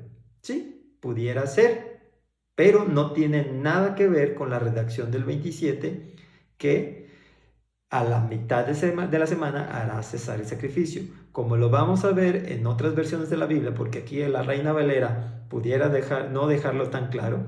Vamos a tener 3 versiones más en las cuales sí va a quedar claro de quién están hablando. No es del Mesías, sino del príncipe que habría de venir a cesar el sacrificio y a cometer abominaciones. Tenemos aquí DHH, versión de la Biblia. Él hará, ¿sí?, un pacto con mucha gente, y luego caerá destrucción determinada sobre el autor de estos horrores. Vamos a ver quién es él. En otra versión nos dice, este rey, hablando del que habría de venir el príncipe, hará un pacto con mucha gente hasta que la destrucción que se había anunciado caiga sobre él, ¿sí? Entonces, aquí no nos queda tampoco tan claro, pero la NTV lo deja súper claro. Dice, el gobernante firmará un tratado con el pueblo por un periodo de un conjunto de 7. ¿De 7 qué? 7 años. Al final de la última semana, al final de los últimos 7 años, ¿sí? Por otros 7 años, como dice la Reina Valera, ¿sí? Ahora, al cumplirse la mitad de este tiempo, o sea, 3.5 años, pondrá fin a los sacrificios y a las ofrendas. Como punto culminante de sus terribles actos, colocará un objeto sacrílego que causa profanación hasta que el destino decretado para este profanador finalmente caiga sobre él, ¿sí? Estamos hablando entonces del príncipe o el rey que había de venir de otra tierra, ¿sí? Y él hará el pacto, y él hará cesar el sacrificio, y sobre él caerá el castigo. No podemos relacionar esos 3.5 años con Cristo, o que de Cristo se está hablando que hará cesar el sacrificio, ¿sí? Porque estaríamos diciendo que sobre él caerá el castigo también, entonces no cuadraría.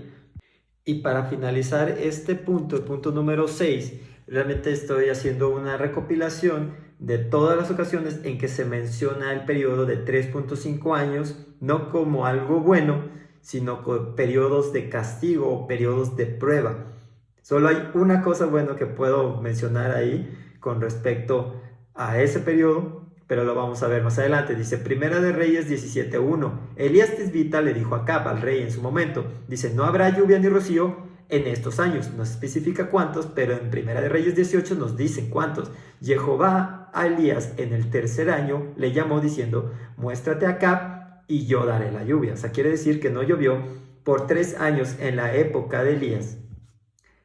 En Lucas 4, Cristo es más preciso. Él dice, en los días de Elías, cuando el cielo fue cerrado por 3 años y 6 meses, 3.5 años, 3 años y medio, la mitad de una semana, por así decirlo.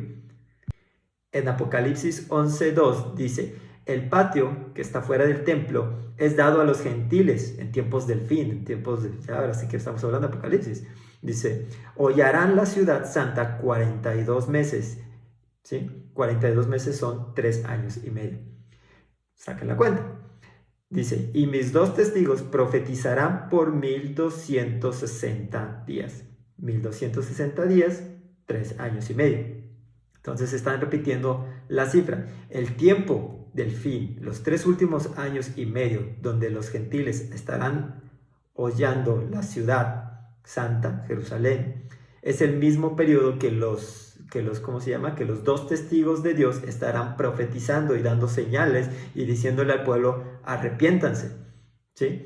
Entonces, es lo único bueno y rescatable en ese periodo malo de 3.5 años, que estarán estas 2 personas todavía hablando sobre Dios, hablando de Dios para que todos se arrepientan y esto pare, ¿no? Pero pues como veremos, la gente no hará caso, ¿sí? Y cuando los maten, todavía se alegrará. Entonces, en Apocalipsis 11:6, y dicen, y tienen potestad de cerrar el cielo, hablando de estos dos testigos, en los días de su profecía. Harán lo mismo que Elías hizo en su momento, ¿sí? Cerrarán el cielo, el tiempo de su profecía, que son, como ya dijeron, 1260 días, 3 años y medio en los que no lloverá, mismo como no llovió 3 años y medio en tiempos de Elías, y es ahí que por eso se piensa que uno de los dos testigos es precisamente Elías, que habría de regresar en los tiempos de fin como uno de los dos testigos de Dios.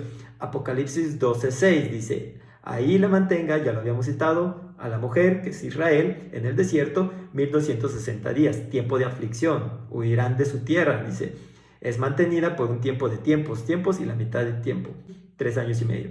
Dice, Apocalipsis 13:5, la boca de este personaje hablaba grandes cosas y blasfemias por 42 meses, 3.5 años. Y ahora sí, con respecto a lo que menciona sobre que este príncipe haría cesar el sacrificio y colocaría un objeto sacrílego en el templo, lo profanaría, etc. Segunda Tesalonicenses 2:3 en adelante nos dice que nadie les engañe que el día del Señor ha llegado, porque no vendrá sin que venga antes la apostasía, se manifieste el hombre de pecado, el hijo de perdición, oponiéndose y levantándose contra todo lo que se llama Dios, tanto que se asiente en el templo de Dios como Dios, haciéndose parecer Dios, haciéndose pasar por Dios. Entonces, precisamente lo que Daniel nos decía, que este príncipe, rey, gobernante de otro pueblo, habría de venir a hacer un pacto con Israel por 7 años y a la mitad de la semana haría cesar el sacrificio y colocaría algo que ofendería a Dios, ese algo es él mismo haciéndose pasar por Dios y su imagen, porque como veremos en Apocalipsis también, o como vemos en Apocalipsis también, él hace una imagen de sí mismo y ordena a todos que lo adoren y su imagen cobra vida, etc. Entonces, básicamente, lo que estamos viendo es en 2 Tesalonicenses lo que Daniel nos estaba diciendo. Pero todo este periodo de 3 años y medio, esta recopilación nos habla de periodos malos, nos habla de periodos de prueba, de aflicción, de persecución. Entonces, por relacionar 3 años y medio con Cristo, pues es así como que no me cuadra, ¿sí? Sería la única mención buena dentro de un resumen de cosas malas. Ahora pasamos al punto número 7 para finalizar. Ahora sí, para finalizar tenemos el punto número 7. Yo en lo personal, cuando escucho una nueva versión, una interpretación diferente a la que yo sé acerca de un texto en la Biblia, pues no la puedo dar como cierta, falsa, buena, mala, si no la he analizado. Y Michael Rood es de esas personas que en más ocasiones ha comentado algo que me sale de lo que yo normalmente sé y me hace leer la Biblia, y al momento que estoy leyendo encuentro lo que antes no veía y que siempre estuvo ahí. Puedo citar como por ejemplo que no hay 3 días y 3 noches entre el viernes y el domingo, que no morimos y no vamos a la presencia de Dios inmediatamente, errores por signos de puntuación, errores en las genealogías que te dice, pues según nuestras Biblias, Jesús no es descendiente del rey David. Y tú puedes decir, pues oye, ¿cómo te atreves a decir eso? Que si él no es el Mesías, entonces ¿qué onda? O sea, todo lo que estamos creyendo, todo se desploma, ¿no? Si ese momento, no te está diciendo que Jesús no sea descendiente del rey David, te está diciendo que según nuestras Biblias, por errores de traducción, no te está diciendo que sea descendiente del rey David. Hay un error, pero la respuesta te la da también y te dice, mira, chécate aquí, este evangelio de Mateo está en hebreo y él dice José, descendiente, o José, digámoslo así, padre de María, ¿sí? Madre de Jesús. Entonces te cuadra con lo que te dice Mateo, 14 generaciones, 14 generaciones y 14 generaciones, y aparte te está diciendo que el papá de María y el esposo de María se llamaban José.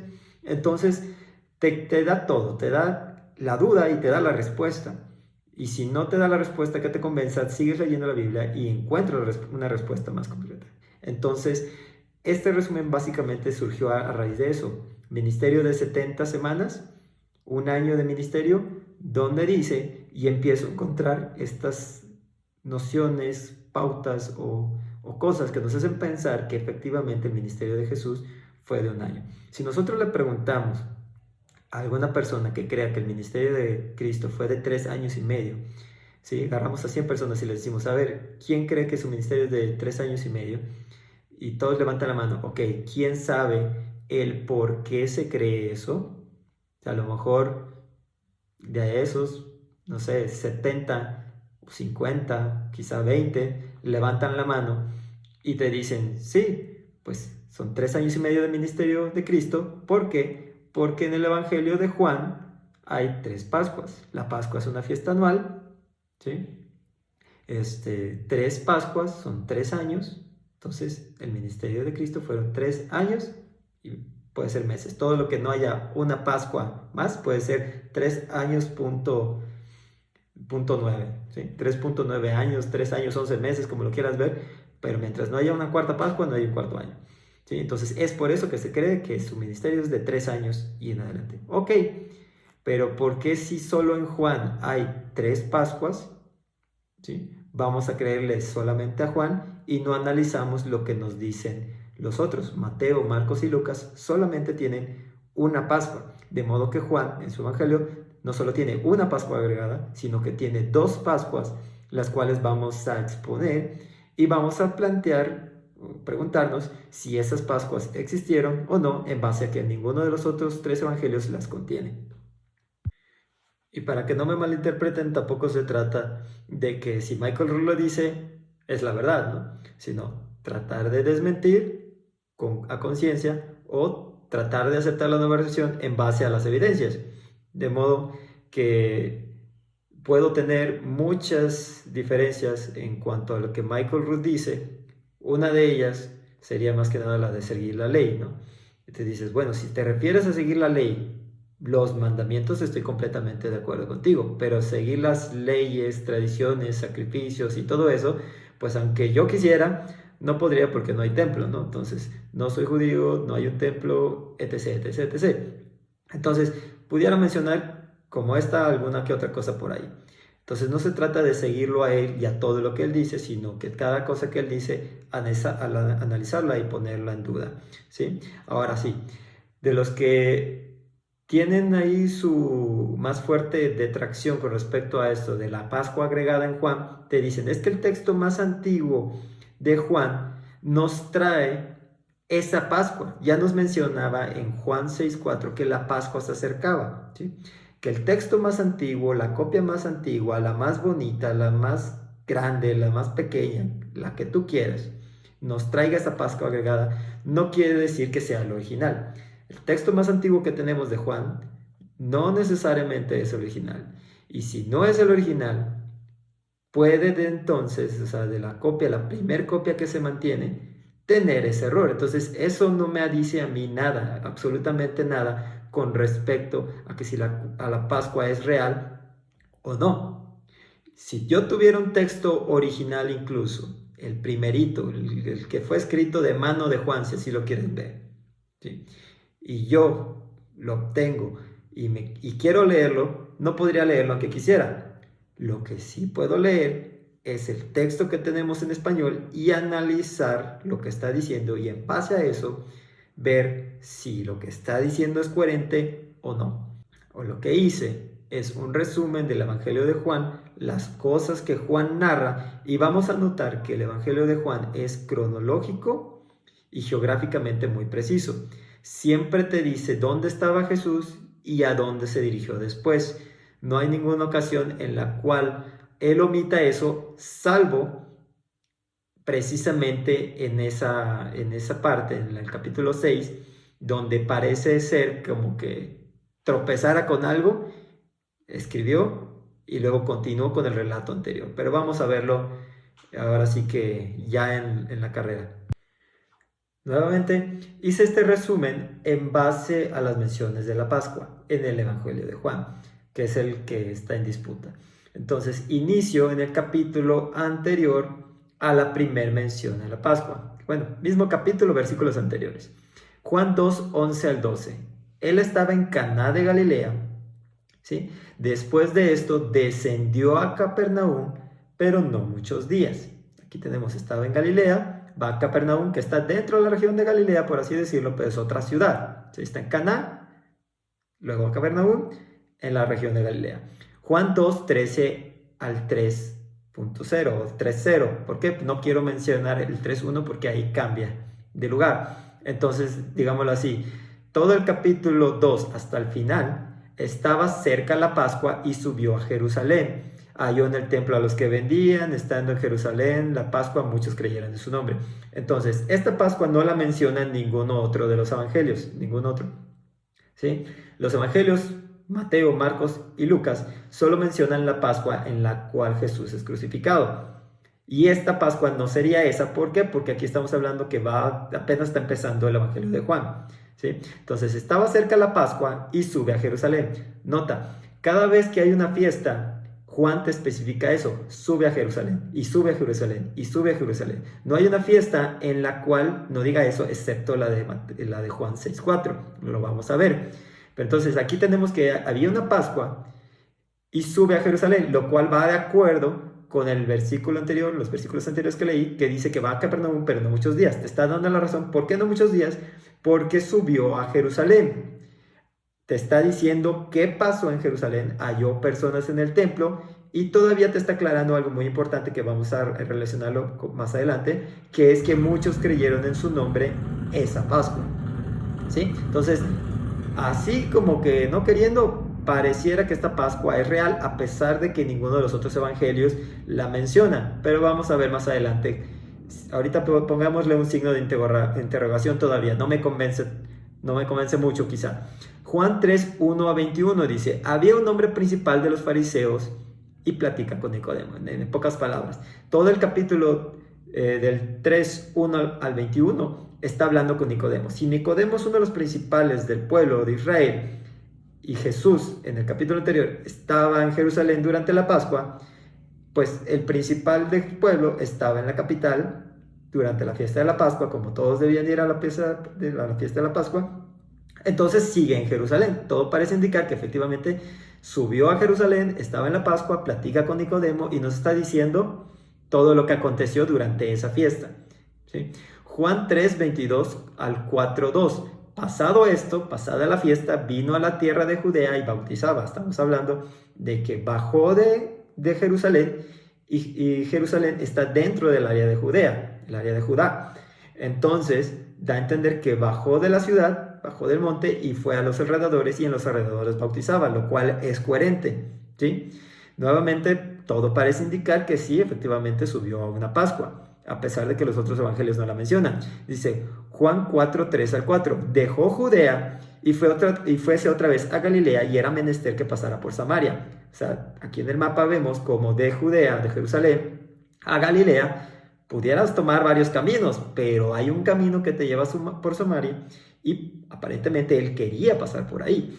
Entonces era menester pasar y pasó por Samaria. 2 días después salió de ahí, o sea, estuvo en Samaria 2 días, lo cual coincide con lo que dicen, que 2 días con los gentiles, los samaritanos, son 2000 años que estaría Cristo con nosotros trabajando, digámoslo así. Dice, era menester que pasara por Samaria. 2 días después, nos dice el versículo 43-45, salió de ahí y fue a Galilea. Desde que salió de Jerusalén hasta Galilea, era la misma ruta, el mismo camino, simplemente pasó por Samaria. Y lo recibieron porque lo habían visto en la Pascua. ¿Sí? De esta forma, ahí sí yo creo que estamos acreditando la Pascua de Juan 2. ¿Por qué? Porque en Juan 2 nos mencionaba que muchos creyeron en su nombre estando en la Pascua, y aquí en este capítulo nos están diciendo que en Galilea, a pesar de que era su región, antes no lo contemplaban así como que un profeta de Dios, pero como lo habían visto hablar en la Pascua, ahora que vuelve a su tierra, al área donde él vivía, la gente lo recibe porque lo habían visto en la Pascua. Entonces, prácticamente ahí estoy acreditando la Pascua de Juan 2. Es aparentemente real. Ok, nos quedamos que estaba en Galilea. En Juan 4:46 al capítulo 5 dice que vino otra vez a Caná de Galilea y sana al hijo enfermo de un sirviente del rey que habitaba en Capernaum. Nota, sin ir a Capernaum, esta persona va a Jesús que estaba en Caná, le dice, sálvame hijo, y le dice Jesús, vete porque tu hijo está sano. Cuando llega a su casa, le dicen, tu hijo sanó, ¿a qué hora? Era la hora en la cual Jesús le había dicho, vete porque tu hijo está sano. ¿Sí? Entonces Jesús no va a Capernaum a ver al muchacho, simplemente le dice a su papá que se regrese. Entonces él sigue en Canaán. Y aquí todavía el versículo del capítulo 4, versículo 54 dice, todo esto ocurrió cuando vino de Judea a Galilea. Nos están volviendo a repetir que él estaba viniendo desde la Pascua en Jerusalén, bajó a la región de Judea, pasó por Samaria y apenas estaba llegando a Galilea. Todo esto ocurrió en ese traslado, ¿sí? En el capítulo 5, todo el capítulo hasta el 6, dice que después de estas cosas era un día de fiesta de los judíos y subió a Jerusalén.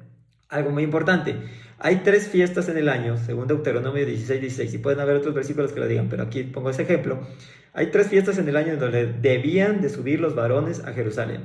La fiesta de panes sin levadura, que es la fiesta de la Pascua, prácticamente van en la mano, la fiesta de Pentecostés y la fiesta de tabernáculos, ¿sí? De modo que yo diría, pues lo coherente es que ¿qué fiesta sigue después de la Pascua? La fiesta de Pentecostés. Y si estamos hablando que todavía nos están diciendo del traslado de bajando de la Pascua, llegando a Galilea, y que ahora era un día de fiesta de los judíos y volvió a subir a Jerusalén, ¿sí? Quiere decir que era la fiesta de Pentecostés.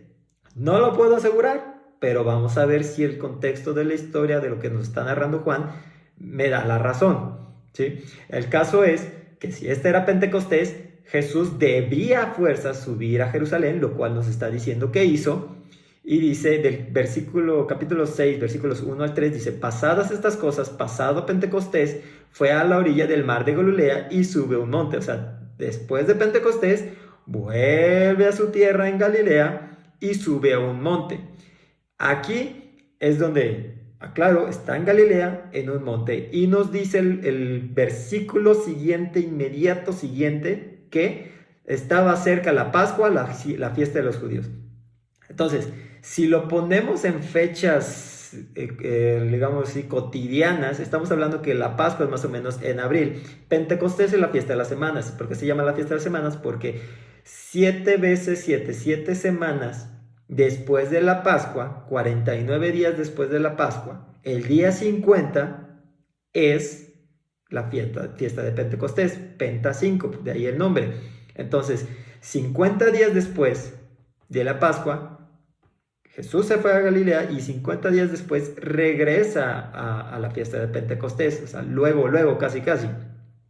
Entonces, terminando la fiesta, sube al monte, ahora nuevamente en la región de Galilea, y en el capítulo 6:4 nos está diciendo que y se acercaba la Pascua, la fiesta de los judíos. Aquí con respecto a esto, aclaro y hago la anotación que a mí me llamó la atención cuando leí esto la primera vez, que dice, si Juan es judío, ¿por qué le llama la fiesta de los judíos?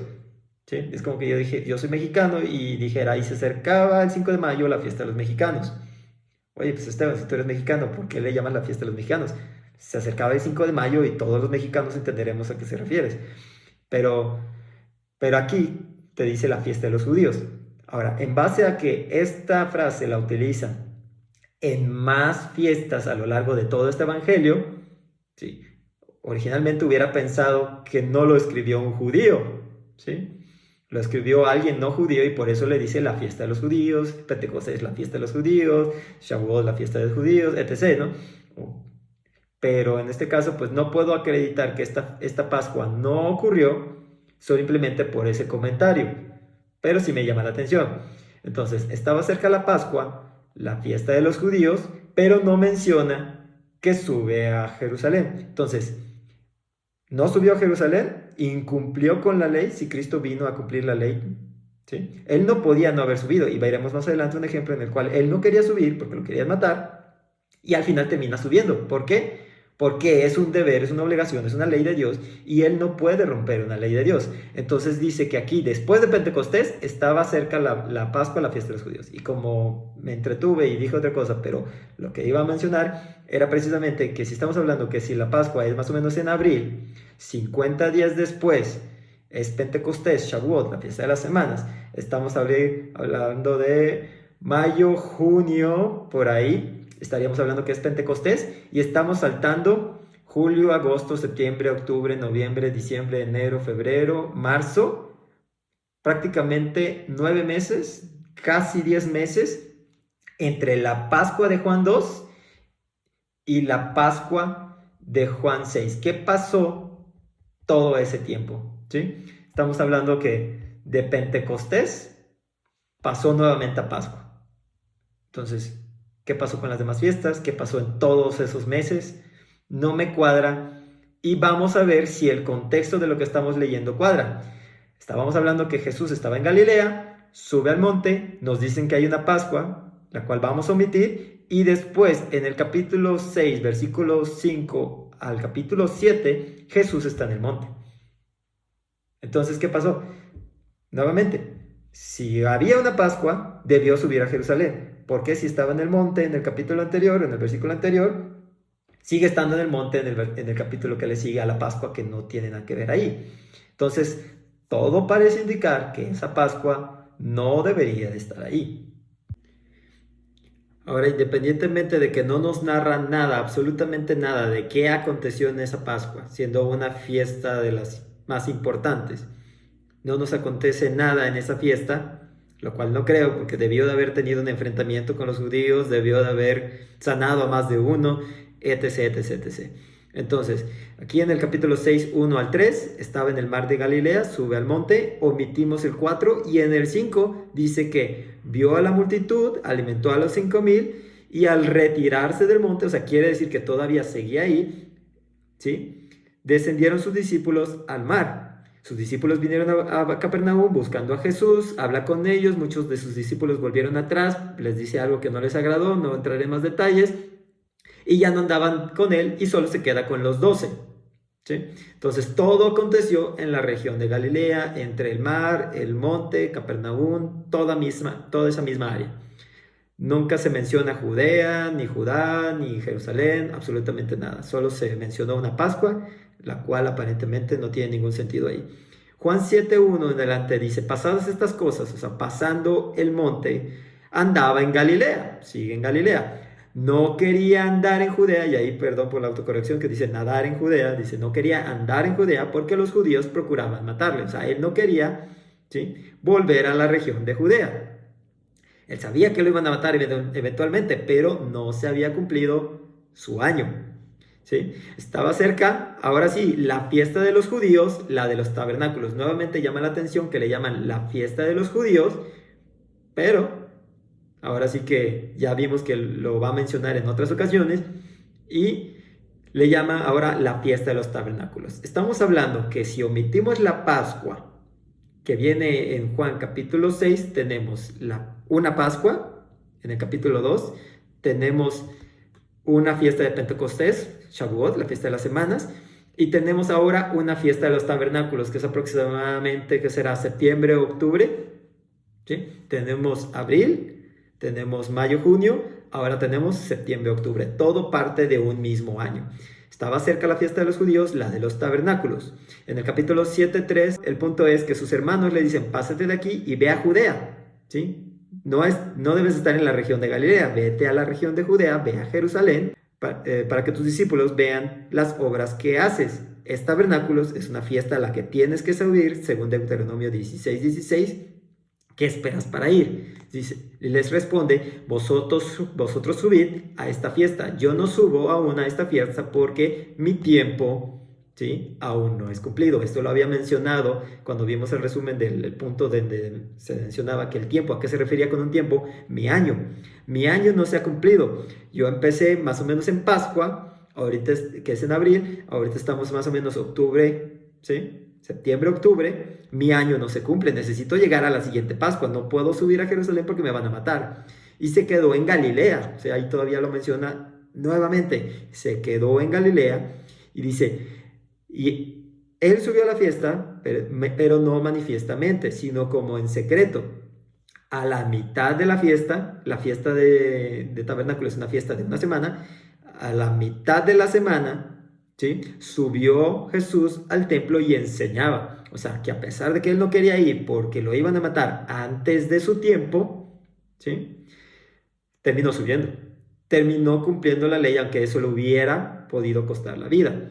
En Juan 8, 1 al 11, dice, Jesús se va al monte de los olivos, el cual está en la misma región de de Judea.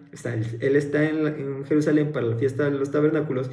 se queda en esa región terminando la fiesta, se va al Monte de los Olivos por la mañana, vuelve al templo, le presentan a la mujer adúltera, debate con los escribas, cura al ciego, interrogan al ciego. Desde el capítulo 8 al capítulo 11, él está en Jerusalén.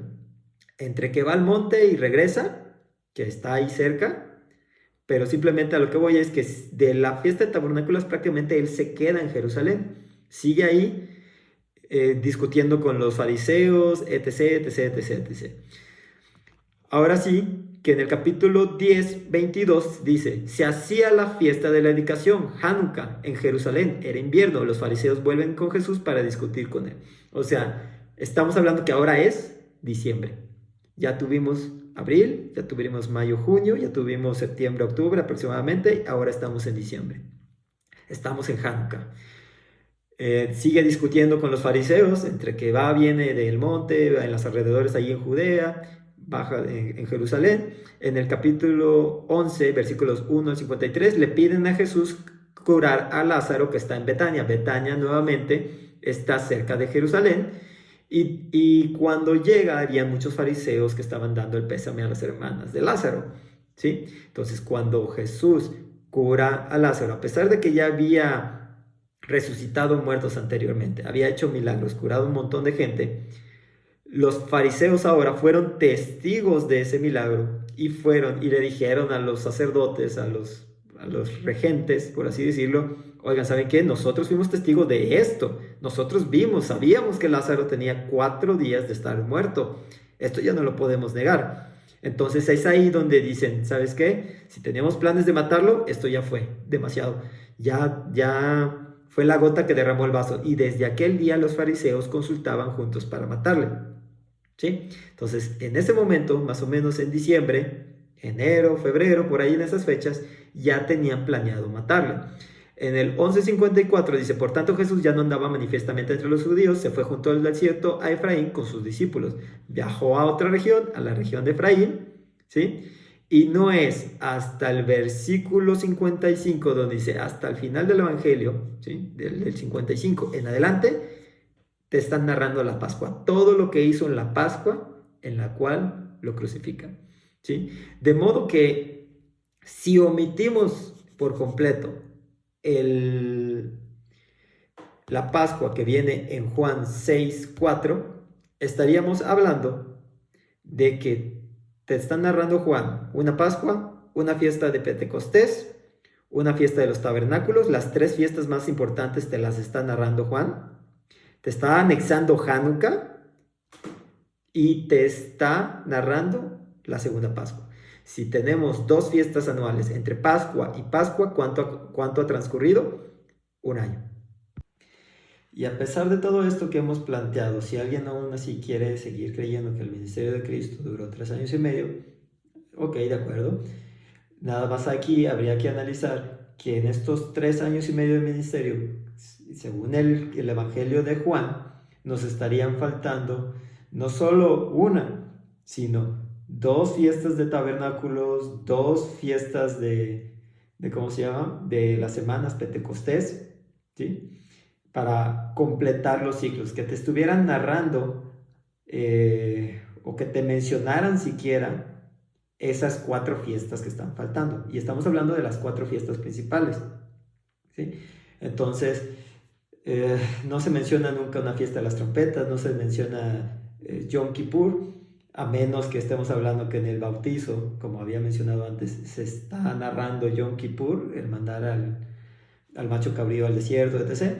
Pero, pues ahí ya es cuestión de cada quien. Como un anexo, les voy a poner un resumen donde en una Biblia digital le puse ahí Pascua y te salen todas las menciones de la palabra Pascua a lo largo de toda la Biblia, pero en este caso les estoy poniendo las menciones de Pascua en los evangelios, y ahí es donde ustedes pueden corroborar fácilmente que en los evangelios de Mateo, Marcos y Lucas solo se menciona la última Pascua, ¿sí? La Pascua donde Cristo es sacrificado, y si acaso Lucas menciona una Pascua más, pero menciona esa Pascua de cuando Jesús era niño y se pierde, ¿sí? Sus padres suben a la Pascua, bueno, su madre sube a la Pascua durante ahora sí como está ordenado, y se pierde. y lo encuentran hablando con los escribas y fariseos, etc., y se sorprenden de él. Entonces, esa Pascua obviamente no la estoy contemplando porque no es una Pascua dentro del ministerio, ¿no?